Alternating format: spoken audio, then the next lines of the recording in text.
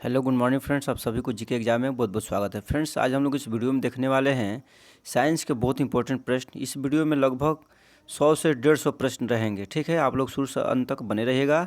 जो live attendant के लिए बहुत इंपॉर्टेंट प्रश्न रहने वाले हैं। आप लोग के डिमांड पर मैं बना रहा हूँ, क्योंकि आप लोग कहते हैं कि सर इसमें हार्ड प्रश्न पूछे जाएंगे, तो इसलिए मैं इसमें जो प्रश्न लिया हूँ थ्योरी के साथ ये प्रश्न है जो बहुत इंपॉर्टेंट रहने वाला है। आप लोग शुरू से अंत तक बने रहिएगा। तो चलिए फ्रेंड्स, हम लोग देखते हैं यहाँ से पहला प्रश्न हम लोग देखेंगे। चलिए देखते हैं पहला प्रश्न यहाँ से कि एक स्वस्थ मनुष्य के शरीर का तापमान कितना होता है। तो देखिए 37 डिग्री सेल्सियस होता है। उसके बाद है कि ऊष्मा के संचरण की विधि क्या है। देखिए चालन विधि है कि संवहन विधि है कि विकिरण विधि है कि ये सभी है। देखिए इसमें क्या है कि ऐसे प्रश्न पूछ ले जाएंगे, ऊष्मा के संचरण की विधि कौन सी। देखिए ऊष्मा के संचरण की विधि है चालन विधि, संवहन विधि, विकिरण विधि, ये सभी है। क्या है, सभी माध्यम से ऊष्मा के संचरण होता है। द्रवों तथा गैसों में ऊष्मा का स्थानांतरण किस विधि से होता है। देखिए द्रव तथा गैस में उसका ऊष्मा का स्थानांतरण होता है संवहन विधि के माध्यम से होता है। विद्युत केतली में पानी गर्म होता है, किसके माध्यम से होता है, तो ये संवहन के माध्यम से होता है। सूर्य की ऊष्मा पृथ्वी पर निम्नलिखित में से किस प्रकार के संचार माध्यम से आती है, तो विकिरण विधि से आती है। ठीक है, सूर्य की जो ऊष्मा है पृथ्वी पर विकिरण विधि के माध्यम से पहुंचती है। ठीक है, चलिए अगला प्रश्न यहाँ से है। अगला प्रश्न, ऊष्मा का स्थानांतरण की किस विधि में माध्यम आवश्यक नहीं होता है। देखिए विकिरण विधि में माध्यम की आवश्यक नहीं होती है।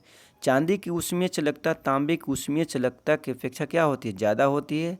जैसे में यहाँ पर पहले क्या होगा, चांदी होगा, उसके बाद कॉपर होगा, उसके बाद एल्युमिनियम होगा। ठीक है, तो चलिए देखते हैं हम लोग अगला प्रश्न। इसमें अगला है कि वोलोमीटर एवं पैरोमीटर से मापा जाता है। क्या मापा जाता है। देखिए वोलोमीटर और पैरोमीटर से मापा जाता है, यानी ऊष्मीय विकिरण को मापा जाता है। सूर्य विकिरण का कौन सा भाग सोलर कुकर को गर्म कर देता है, तो अवरक्त किरणें गर्म करता है। पारा क्या होता है, ऊष्मा का बहुत अच्छा चालक होता है। चलिए अगला प्रश्न यहाँ से है कि निम्नलिखित में से कौन सा ऊष्मा का सबसे अच्छा सुचालक है। तो देखिए ऑप्शन के में आप लोग जाएंगे, जब ऑप्शन के साथ इंसान क्या होता है कि स्टूडेंट कन्फ्यूजन करते हैं। देखिए समुद्र का पानी, गर्म पानी, आश्वित पानी। तो देखिए बहुत स्टूडेंट जो होते हैं आश्वित जल को मार के आगे बढ़ जाते हैं, लेकिन ये गलत हो जाएगा। समुद्र का पानी जो होगा यानी ऊष्मा का सबसे अच्छा सुचालक माना जाता है। नेक्स्ट है कि विद्युत ऊर्जा का मूल्य यानी मूल्य निकालने के लिए कौन सा मात्रक प्रयोग किया जाता है। तो बोर्ड ऑफ ट्रेड यूनिट का इस्तेमाल किया जाता है। ठीक है, चलिए अगला प्रश्न है कि 1 जूल बराबर होता है 10⁻7 वर्ग होता है। मैं पढ़ा दिया हूँ कोई वीडियो में। नेक्स्ट है कि किसी चालक की लंबाई आधी कर देने पर उसकी चालकता में कितना परिवर्तन होता है। तो कोई भी परिवर्तन नहीं होता है, लेकिन स्टूडेंट क्या करते हैं 2 गुना 3 गुना 4 गुना रहेगा तो कोई 2 गुना या 4 गुना मारकर आ जाएगा, लेकिन ऐसा नहीं होता है। ठीक है, कोई परिवर्तन नहीं होता है। चलिए अगला प्रश्न यहाँ से है कि लाइकेन प्लांट मतलब किस डिवीजन से संबंधित है। लाइकेन जो होता है थैलोफाइटा वर्ग से रिलेटेड है। कौन सा, लाइकेन। ठीक है, चलिए अगला प्रश्न यहाँ से है कि किसी चालक का प्रतिरोध किस पर निर्भर करता है। देखिए किसी चालक का प्रतिरोध निर्भर करता है चालक की लंबाई पर, चालक की मोटाई पर, चालक के पदार्थ के प्रकृति पर, यानी सभी पर निर्भर करता है।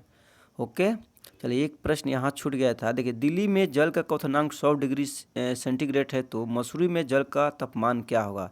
तो 100 डिग्री से कम हो जाएगा। ऐसे प्रश्न पूछे जाते हैं। किसी चालक की प्रतिरोधकता या विशिष्ट प्रतिरोधकता निर्भर करती है चालक के पदार्थ की प्रकृति पर निर्भर करती है। ओके, अगला प्रश्न की विद्युत चालकत्व यानी जी का एसआई मात्रक क्या होता है। तो सीमेन होता है, यानी इसे महो भी कहा जाता है। प्रतिरोध का एसआई मात्रक होता है, ओम होता है। प्रतिरोधकता का एसआई मात्रक अगर पूछे तो ओम मीटर होता है। देखिए प्रतिरोध का एसआई मात्रक कहेगा तो ओम होगा, लेकिन प्रतिरोधकता का एसआई मात्रक कहेगा तो ओम मीटर होगा। नेक्स्ट है कि सेल्सियस मापक्रम पर जल के क्वथनांक तथा हिमांक होता है, क्या होता है, तो 100 डिग्री सी तथा 0 डिग्री सी होता है। चलिए अगला प्रश्न हम लोग देखते हैं। यहाँ पर अगला प्रश्न है कि ताप के सेल्सियस पैमाने पर परम शून्य ताप कितना होता है। देखिए 0 केल्विन या -273 डिग्री सी होता है। ठीक है, केल्विन मान से मानव शरीर का तापमान होता है 310 केल्विन होता है। केल्विन मान पर पूछेगा मानव का तापमान कितना होता है मानव शरीर का, तो 310 केल्विन होगा।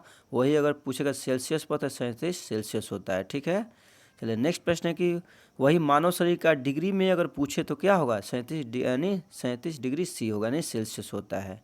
ठीक है, कौन सा तापमान सेंटीग्रेड और फ़ारेनहाइट दोनों मापक्रम में एक समान होता है। Very very important, -40 degree. ठीक है, माइनस कितना होता है 40 डिग्री होता है। चलिए नेक्स्ट प्रश्न है कि न्यूनतम संभव ताप क्या होता है, तो -273 डिग्री सी होता है। फ़ारेनहाइट स्केल पर किसी वस्तु का ताप 212 डिग्री फ़ारेनहाइट है तो सेल्सियस पैमाने पर उस वस्तु का ताप क्या होगा, तो 100 डिग्री सी हो जाएगा। चलिए अगला प्रश्न हम लोग देखने वाले हैं यहाँ से कि सेल्सियस पैमाने का 0 डिग्री सी फ़ारेनहाइट स्केल के कितने डिग्री के बराबर होता है, तो 32 डिग्री के बराबर होता है। देखिए फ्रेंड्स, ये जितने भी प्रश्न हैं ये थ्योरी से संबंधित है, यानी थ्योरी भी इसमें आ जाएगा और क्वेश्चन भी आ जाएगा, तो इसे आप लोग भी नोट्स बना लीजिएगा ताकि याद करने में आसानी होगा। नेक्स्ट है कि मानव शरीर का सामान्य तापक्रम 98.4 डिग्री फ़ारेनहाइट है तो इसके बराबर 0 डिग्री सी में तापक्रम क्या होगा। देखिए यहाँ पर मतलब कट गया है, चलिए देख लेते हैं, इसका रिप्लाई मैं कर दूंगा कमेंट में। चलिए अगला है कि जब प्रकाश किसी चमकीली सतह पर आपतित होता है तो नियमित परावर्तन की घटना घटित होती है। ठीक है।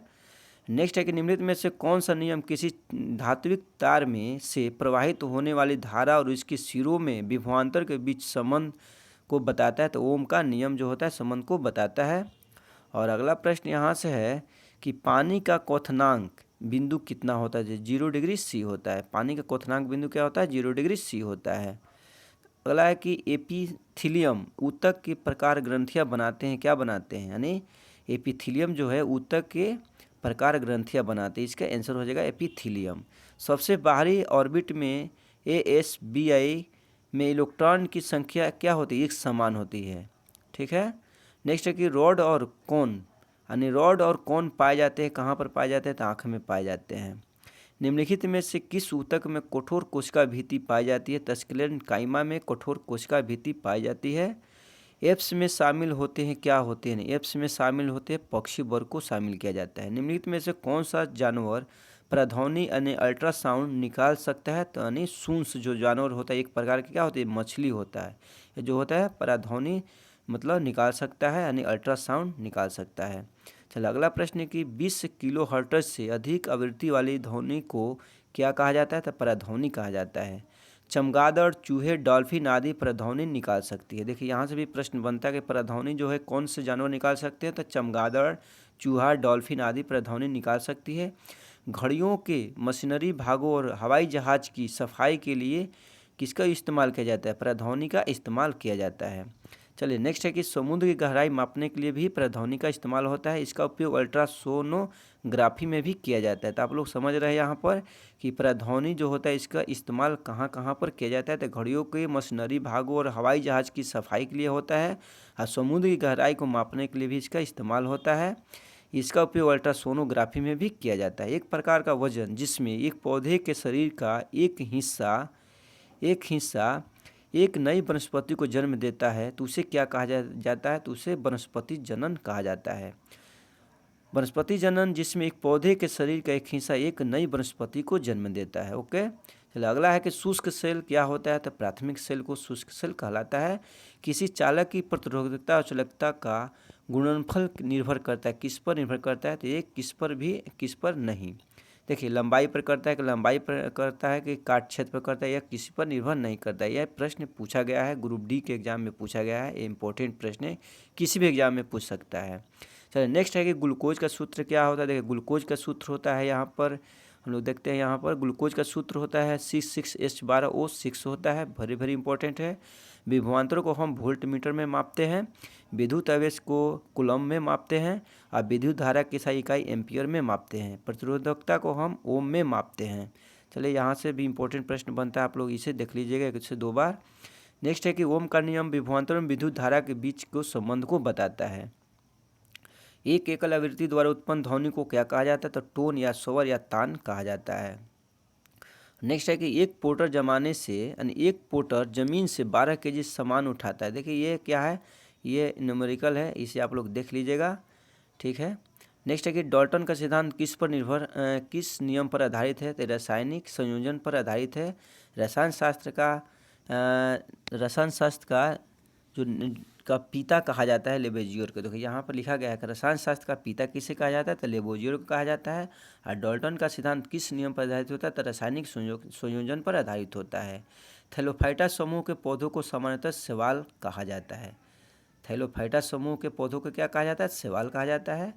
और नेक्स्ट प्रश्न यहाँ पर है कि परमाणु बल के सिद्धांत की खोज की थी हिडेकी युकावा ने की थी। ठीक है, परमाणु बम के सिद्धांत की खोज यहाँ पर बात हो रही है। ठीक है फ्रेंड्स, चलिए नेक्स्ट है कि कौन सा यौन और अलैंगिक दोनों रूपों से उत्पन्न होता है? तो हाइड्रा जो होता है यौन और अलैंगिक दोनों रूपों से प्रजनन करता है। कौन सा विखंडन द्वारा पुनः उत्पन्न हो सकता है? तो स्पाइरोगाइरा जो होता है यह विखंडन द्वारा पुनः उत्पन्न होता है। विखंडन क्या होता है? देखिए, यह एक प्रकार का अलैंगिक जनन होता है जिसमें एक एकल कोशिका दो या अधिक कोशिकाओं में विभाजित हो जाता है। पुनर्जनन क्या होता है? देखिए, पुनर्जनन जो होता है यह एक प्रकार का अलैंगिक प्रजनन होता है। यह अपने खोए हुए हिस्से को फिर से विकसित करने के लिए एक साधारण जीव की क्षमता रखता है। लैंगिक जनन क्या होता है? तो दो अलग अलग मूल कोशिका के जीन एक नए व्यक्ति का निर्माण करने के लिए एक साथ आते हैं, इसे लैंगिक जनन कहा जाता है। ठीक है, जो मनुष्य जो होता है लैंगिक जनन से मतलब होता है, तो वही यहाँ पर बात हो रही है, ये थ्योरी है, इंपॉर्टेंट है। चलिए नेक्स्ट है कि ऐसा लवण जो 7 से कम पीएच का एक जलीय घोल देता है उसे क्या कहा जाता है? उसे अमोनियम क्लोराइड कहा जाता है। जब तक एक पिंड पर एक असंतुलित बल लागू होता है तो इसकी गति में निरंतर परिवर्तन होता रहता है। यानी ऑप्शन में दे देगा गति, वहाँ से मतलब फिल इन द ब्लैंक दे देगा, तो कि इसका आंसर क्या हो जाएगा? गति हो जाएगा। किसी वस्तु पर कार्य करने वाले गुरुत्वाकर्षण के बल को क्या कहा जाता है? वजन के रूप में भी जाना जाता है। ठीक है, वजन के रूप में भी जाना जाता है। एक चालक का प्रतिरोध निम्नलिखित में से कारकों में से किस पर निर्भर नहीं करता है? तो दाब पर निर्भर नहीं करेगा, लेकिन लंबाई पर करेगा। अनुप्रस्थ काट का क्षेत्रफल पर करेगा, सामग्री पर करेगा, लेकिन दाब पर नहीं करेगा। फिनोफ्थैलेन को क्षार में मिलाने पर यह क्या हो जाता है? गुलाबी रंग को का मतलब गुलाबी रंग का हो जाता है, यानी फिनोफ्थैलेन नाम है इसका, थोड़ा मतलब नाम टेढ़ा है। ठीक है, चलिए अगला पर है कि कौन सा ऊतक पौधों को कठोर और दृढ़ बनाता है? तो स्क्लेरेंकाइमा। स्क्लेरेंकाइमा जो होता है पौधों को कठोर और दृढ़ बनाता है। किसी वस्तु का भार सर्वाधिक होता है, कहाँ पर होता है? तो ध्रुवों पर सर्वाधिक होता है। कौन सा यौन और अलैंगिक दोनों रूपों से उत्पन्न होता है? वेरी वेरी इंपॉर्टेंट है, यह क्या होता है? हाइड्रा होता है। क्या होता है? हाइड्रा होता है। और नेक्स्ट है कि कौन सा विखंडन द्वारा पुनः उत्पन्न हो सकता है? तो स्पाइरोगाइरा विखंडन। ये प्रश्न लग रहा है कि 2 बार हो गया है, तो चलिए हम लोग देख लेते हैं। नीचे वाला प्रश्न देखेंगे, ये भी लग रहा है कि हो गया है। देखिए फ्रेंड्स, मेरा प्रश्न यहीं पर समाप्त हुआ। तो आप लोगों को वीडियो कैसा लगा? अच्छा लगा तो लाइक अवश्य कीजिएगा, मेरे चैनल को सब्सक्राइब भी कीजिएगा। आप लोग शेयर नहीं करते हैं, शेयर कीजिए। तो मिलते हैं आप लोग से नेक्स्ट वीडियो में, तब तक के लिए ओके, बाय बाय।